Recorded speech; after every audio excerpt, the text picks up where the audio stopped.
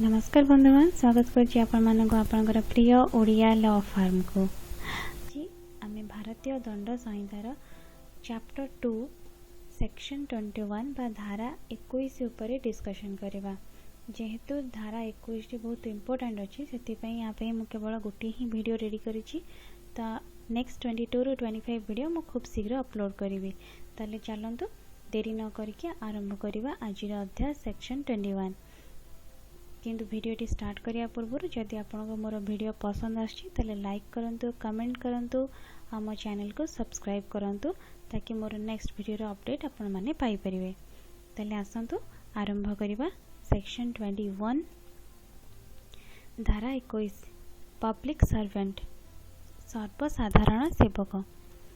The word public servant denote a person falling under any of the description hereinafter following, namely सर्वसाधारण सेवक शब्द से ही व्यक्ति को सूचित करे जे निम्नलिखित वर्णन रे अंतर्भुक्त।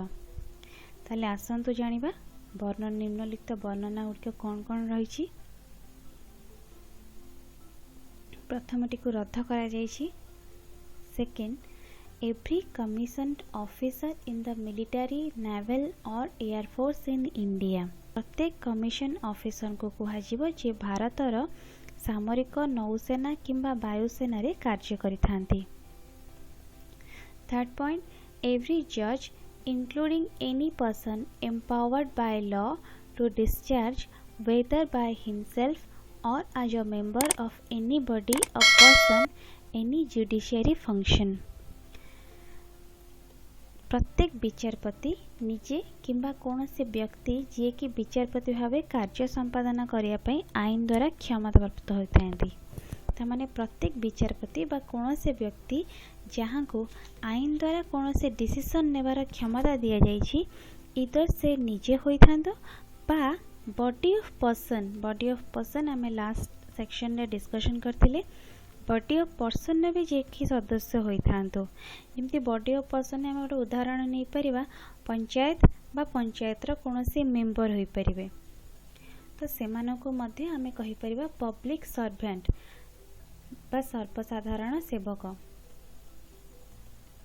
Every officer of a court of justice including a liquidator, receiver और commissioner whose duty it is as such officer to investigate or report on any matter of law or fact or to make, authenticate or keep any document or to take charge or dispose of any property or to execute any judicial process or to administrate any oath or to interpret or to preserve order in the court, and every person specially authorized by a court of justice to perform any such of duties। इटा बहुत important अच्छी, भल भाव शुणु। Court of justice रो प्रत्येक officer जी कि liquidator होता, receiver बा कमिश्नर होता। प्रथम बुझी नेबा लिक्विडेटर, रिसीवर, कमिश्नर क्या कहवा। लिक्विडेटर जहाँ जड़े अधिकारी को बुझाए, मन करा जो कौन सी कंपनी अच्छी जहाँ कि बंद होवार समय आसी जाइछि बा कंपनीटी देबालिया हो जाइछि। कंपनीटी बंद होवा समय रे बा जेतबेले कंपनीटी देबालिया हो जाय थाए सेतबेले कंपनीर कार्य को बंद करिया पई स्वतंत्र भाव में नियुक्त होइथांते जने कर्मचारी, जहाँ को आमे कहबा लिक्विडेटर। लिक्विडेटर कोर्ट द्वारा अपॉइंट किया जाय थाए। एक कंपनीर संपत्ति लिक्विडेटर द्वारा बिक्री हुए। कंपनी थिबा संपत्ति बा कंपनी जेतबेले चालुथिबो सेतबेले काहाटो क्रेडिट आनिथिबो बा ऋण थिबो, तो से कंपनीर फंड्स बा ऋण को परिशोध करिबारे व्यवहृत होइथाय। रिसीवर होउछन्ती बैंक द्वारा नियोजित कर्मचारी जे जेमिति जो कंपनी बंद होउथबो से निहाती अन्य लोक मानटो धार बा ऋण आनिथिबो। मु कहिली सेमानक ऋण परिशोध करने निमंते बैंक जो व्यक्ति को नियुक्त करिथाय तांको आमे कहबा रिसीवर। मन रखता लिक्विडेटर जहाँ को कोर्ट अपॉइंट करथाय, रिसीवर जहाँ को बैंक अपॉइंट करथाय। नेक्स्ट होची कमिश्नर। कमिश्नर जे कि कोर्ट मध्य सीनियर पोस्ट बा कमिशन पोस्ट रे अपॉइंट होइथांती, जहाँ ड्यूटी थाए कि प्रथमतः गोटे जिनस को इन्वेस्टिगेट करेंगे, तार रिपोर्ट तैयारी करिवे, तार लॉ फैक्ट जहाँ थिबो ताको बुझिबे बा तर्जमा करिवे, तार डॉक्यूमेंट तैयारी करिवे, ताको जांच बा वेरीफाई करिवे, कंपनी रा संपत्ति को निज चार्ज को नेबे। कहीं समस्त लोक जहाँ ऋण सुझा अच्छे जो मैंने क्रेडिट देते कंपनी को से ऋण सुझा अच्छी कि से कंपनी समस्त संपत्ति को मूल्यांकन करेंगे। तापर कंपनी प्रॉपर्टी को बिक्री करेंगे। उदाहरण कौन सी मनकर गोटे कारखाना किसी मेसिनरी प्रोडक्ट रही जो प्रोडक्ट कंपनी बंद होगा जाऊँगी तो तार मेसिनरी प्रोडक्ट गुड़ा को बिक्री करवा तो मेसिनरी प्रोडक्ट को बिक्री करवा ए समस्त प्रक्रिया को निज तदारख करवा, कोर्टर डॉक्यूमेंट को निज पाखे रखा, ये सब कार्य जो करते आम कमिशनर कही था। आ ये पब्लिक जड़े सर्वेंट अच्छा सर्वसाधारण सेवक अटंती। यह छड़ा अन्य कई व्यक्ति जहाँ को कोर्ट ऑफ जस्टिस द्वारा उपरोक्त दायित्व दि जाइथिबो, जेमती कमिशनर मु कहली सेमती अन्य व्यक्ति जहाँ को उपरोक्त दायित्व दि जाइथिबो तांको मध्य आमे कहबा सर्वसाधारण सेवक बा पब्लिक सर्वेंट जिबा। Every juryman, assessor or a member of a panchayat assisting a court of justice or public servant। बुझी नेबा जूरी कहा को कहबा। जूरी एक अदालत थिबा जनसाधारण गोष्ठी जो माने आईन द्वारा क्षमता प्राप्त होइथांती अपराध संबंधी तथ्य सुनांती बा निजर फैसला सुनांती। तो जूरी कौन सदस्य को मध्य सर्वसाधारण सेवक कह। आसेसर जी कि मैजिस्ट्रेट को असिस्टेंट होइथांती। तो मैजिस्ट्रेट को एमाने कौन करती ना निजर एडवाइस दियंती कौन सी केस उपरे, तो सेमाने मध्य पब्लिक सर्वेंट अटंती। मेंबर ऑफ पंचायत पंचायत प्रत्येक सदस्य मध्य पब्लिक सर्वेंट अटंती बा तांको कह सर्वसाधारण सेवक। Every arbitrator or other person to whom any cause or matter has been referred for decision or report by any court of justice or by any other competent public authority। प्रत्येक मध्यस्थ व्यक्ति किंबा अन्य व्यक्ति जहाँ को कौन से न्यायालय बा दक्ष सर्वसाधारण अधिकारी कौन से विषय निष्पत्ति नेबा किंबा रिपोर्ट तैयारी करने उल्लेख करिथांती। यार अर्थ प्रत्येक आर्बिट्रेटर जो माने मध्यस्थ करथांती न्यायालय द्वारा क्षमता रही कौन से डिस्प्यूट को सॉल्व करने न्यायालय क्षमता दे थाए जे से माने डिस्प्यूट उपरे जानिबे एवं ताको सॉल्व करिवे बा से उपरे किछि निष्पत्ति नहीं परिबे तार रिपोर्ट तैयारी करिवे यह न्यायालय द्वारा से माने अधिकार पाइथांती से मध्य सर्वसाधारण सेवक अटंती।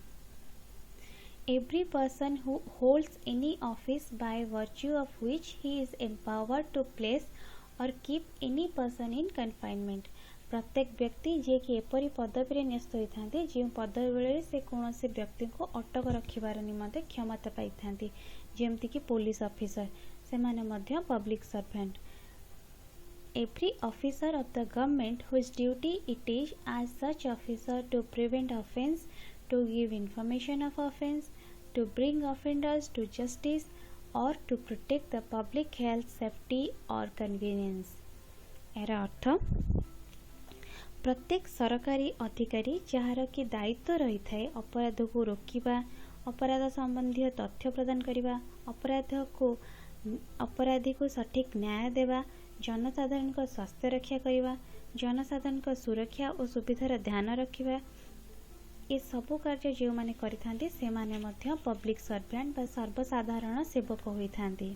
Every officer whose duty it is as such officer to take, receive, keep or expend any property on behalf of the government or to take any survey, assessment or contract on behalf of the government or to execute any revenue process or to investigate or to report on any matter affecting the pecuniary interest of the government or to make, authenticate or keep any document relating to the pecuniary interest of the government or to prevent the infraction of any law for the protection of the pecuniary interest of the government।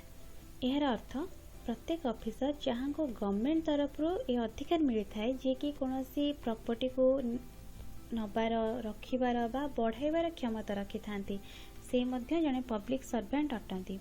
एछड़ा कौन से officer जे कि सर्वेक्षण करवा survey report तैयारी करवा government कौन सी contract बुझाबुझी करवा तार मध्य क्षमता पाई थांती से मध्य जने पब्लिक सर्वेंट अटंती। तापरे नेक्स्ट कहूँ रेवेन्यू। रेवेन्यू यार अर्थ हूँ total amount of income.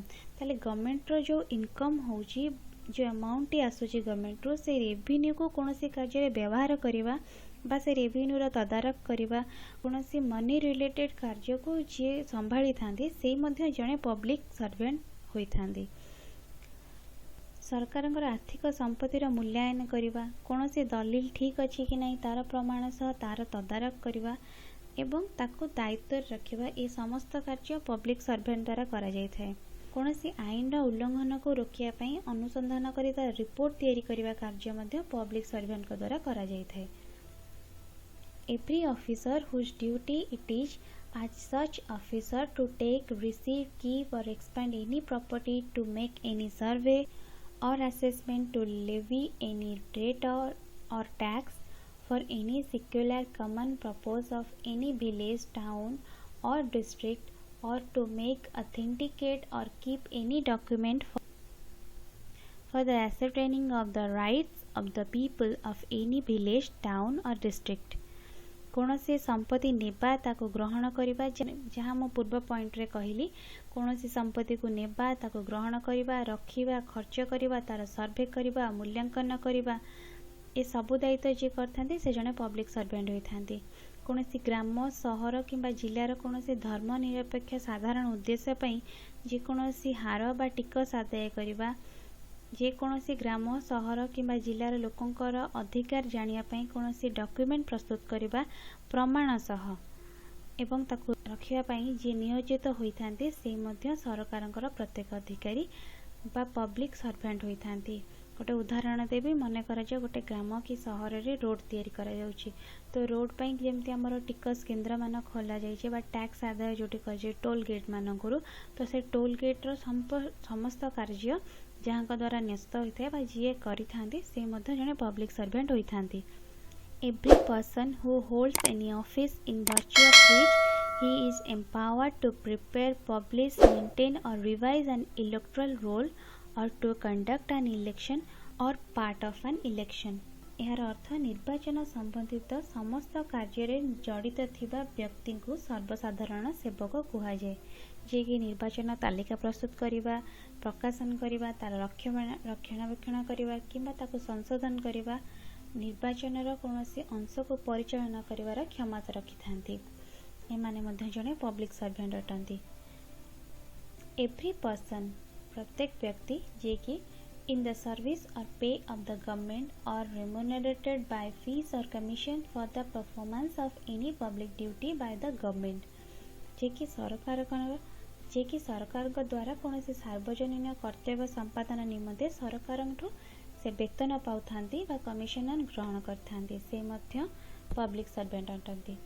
in the service or pay of a local authority, a corporation established by or under a central, provisional or state act or a government company as defined in section 617 of the Companies Act 1956 जे कि एक स्थानीय कर्तृपक्ष एक केंद्रीय प्रादेशिक किंबा राज्य अधिनियम किंबा एक सरकारी कंपनी द्वारा प्रतिष्ठित एक निगम किंबा कंपनी अधिनियम 1956 र धारा 617 अनुଯାयी स्थापित कंपनी सेवा किंबा वेतन रे नियोजित थांती।